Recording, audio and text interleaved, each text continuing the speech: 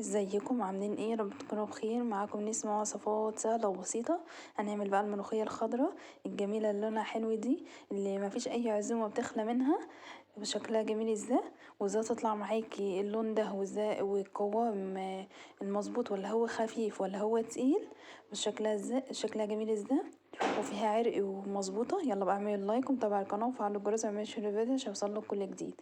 تعالوا بقى شوفنا عملناها ازاي.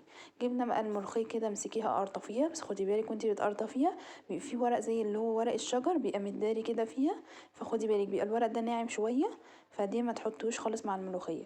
كده مسكتها بقى، غسلتها ونقعتها لمدة 10 دقايق كده او 5 دقايق في معلقة خل، وحطيتها في مصفى بالشكل ده، واحط لها بقى قرن فلفل وحباية طماطم، واحط كل الكلام ده كده في الكبة. طب لو انا بقى عندي مخرطة وعايزة عامة عايزة اخرطها يعني اخرطها بالمخرطة، امسكيها نشفيها، حطيها في صينية تنشف، وبعد كده ابدأي اخرطيها، واحط لها قرن فلفل وحباية طماطم. حباية الطماطم دي صغيرة خالص، وبتديها طعم حلو. انا حطيت بقى كل المكونات زي ما انتوا شايفين كده في الكبة، وحطيت معاهم حوالي بس 3 معالق من الميه، اللي هما بس يمشوا بس الكبه مش اكتر. لو انت عندك شوربه بزياده حطي بدل الميه دي حطي شوربه.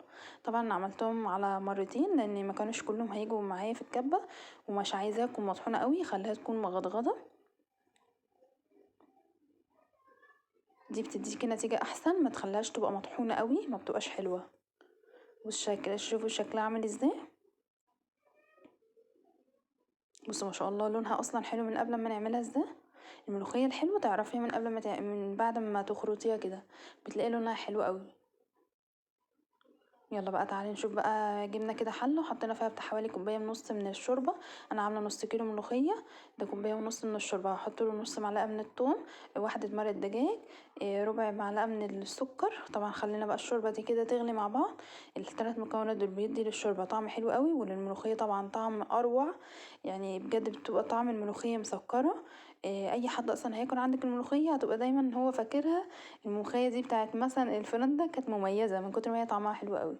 هنبدا بقى ننزل واحده واحده بالملوخيه، وباكد مره اهو كمان تاني، واحده واحده بالملوخيه. انا كنت ممكن، انا عارفه المعيار ده هيبقى مظبوط مع الملوخيه معايا، بس انا مرش انزل كلها مره واحده عشان خاطر اوريكم لو في اي حد لسه بيتعلم او اي حد جديد. بنصحكم ان انتوا ما تنزلوش بالملوخيه مره واحده. ليه؟ لان انا لو نزلت مره واحده وهي خفيفه، خفت يعني بقت خفيفه معايا، حاجه تقيلها مش هتعرفي تقيليها، دي مش من الحاجات اللي بتعرفي تعالجيها. فانا كده فضلت اقلبها شويه كتار كده بالمعلقه. لو انت عندك مضرب عايز تضربيها بالمضرب اضربيها كلها، هتفك بقى وتندمج كده مع الشوربه.